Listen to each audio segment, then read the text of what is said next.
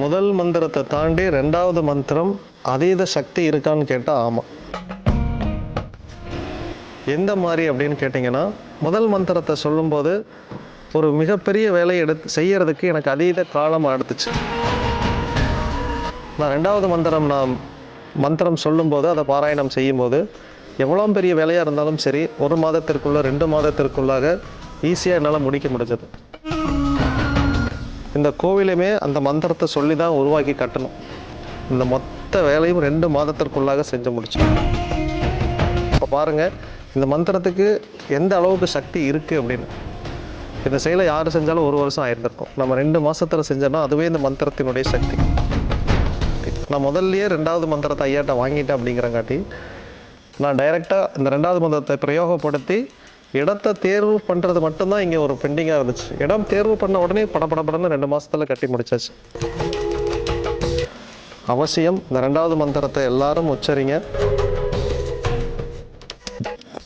அதே நேரம் பிரம்ம முகூர்த்தம், அபிஜித் முகூர்த்தம், இரவு 11 மணி, இந்த 3 நேரங்களில் 20 நிமிடம் 1008 முறை ஓம் ஐம் ஹ்ரீம் கேலக்கிய சித்தர் நமோ நமக. டைம் இருந்துச்சுன்னா 1008 முறை, இல்லை அப்படின்னா 108 முறை தினமும் சொல்லுங்கள். உங்களுக்கு எப்போ டைம் கிடைக்குதோ அந்த நேரத்தில் சொல்லுங்கள். உங்கள் வாழ்க்கையில் இது வரைக்கும் நடக்காத விஷயம் 200% நிச்சயமாக நடக்கும்.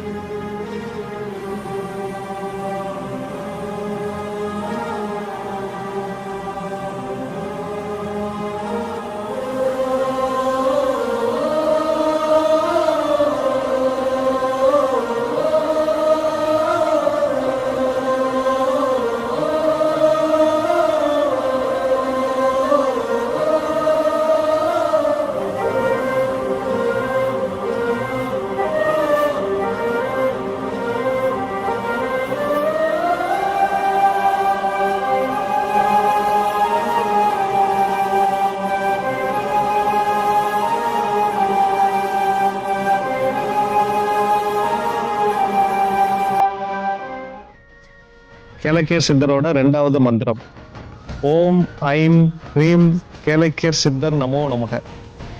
ஓம் ஐம் ஸ்ரீம் கேலக்கியர் சித்தர் நமோ நமக. இந்த 2வது மந்திரத்துக்கு அதீத சக்தி இருக்கு. நான் முதல் மந்திரத்தை சொல்றதா 2வது மந்திரத்தை சொல்றதா அப்படின்னு கேட்டிங்கன்னா, 2வது மந்திரத்தை மட்டும் சொல்லுங்க. இனிஷியல் ஸ்டேஜில் உங்களுக்கு முதல் மந்திரமே நல்ல பலன்களை கொடுக்குது அப்படின்னா முதல் மந்திரத்தையோட ஸ்டாப் பண்ணிக்கோங்க. முதல் மந்திரம் யாருக்கெல்லாம் உங்களுக்கு பலன் கொடுக்கலன்னு ஃபீல் பண்ணுறீங்களோ அவங்க மட்டும் 2வது மந்திரத்தை சூஸ் பண்ணிக்கோங்க. எனக்கு எப்படி இருக்குது அப்படின்னு கேட்டிங்கன்னா, எனக்கு 2வது மந்திரம் தான் பவர்ஃபுல்லாக இருக்குது.